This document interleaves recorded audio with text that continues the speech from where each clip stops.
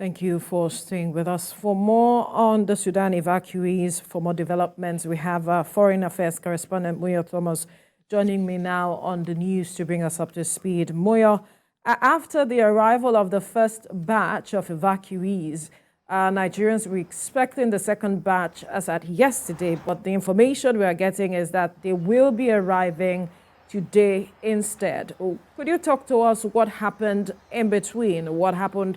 Why these persons couldn't arrive as at the time promised yesterday?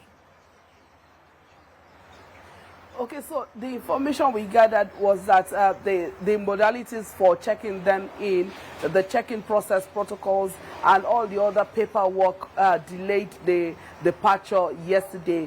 So they had to wait until this morning when they departed Port Sudan at about 8 a.m. local time. That is about 10 a.m. Nigerian time.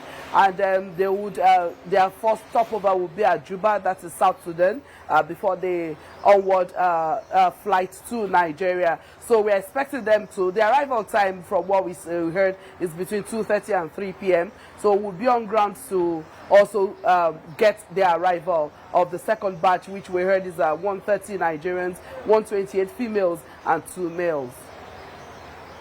It was about the airplanes bringing these persons, the evacuees arriving today. What planes? Is it Evacuees? Is it the NAF jets? Who is bringing them in? So the first flight that we're expecting, which had already taken off, that is the TACO airline, is a South Sudan airline. Is the first one, is the first airline bringing the second batch that we already have their ETA.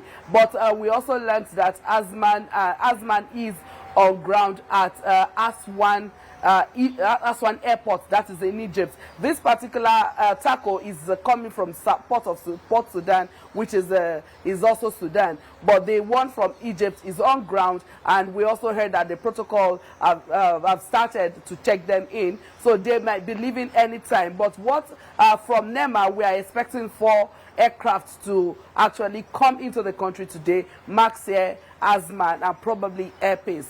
But we are expecting 4 airlines today. But the first one that we're sure of the ETA TACO is the South Sudan airline. Now, you were with the government officials when the first batch of evacuees came. What's the government's plan to resettle these persons? Because there is some sort of uncertainty, especially with regards to those who are students returning back to the country who are yet to finish their education. So this particular war in Sudan is unlike the one that we have in Ukraine, where it was certain that it was the end to what Ukraine is experiencing was unpredictable. They had to make arrangements for their studies.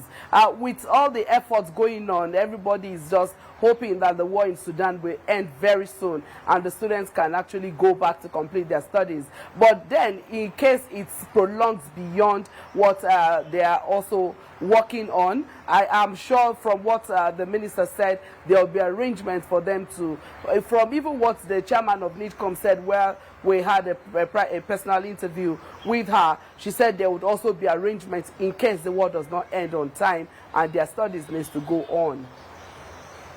All right, Moyo Thomas, thank you for bringing us up to speed, and definitely we'll keep tabs with you for when these evacuees land at the at the Nnamdi Azikiwe International Airport in Abuja. Thank you for all the details.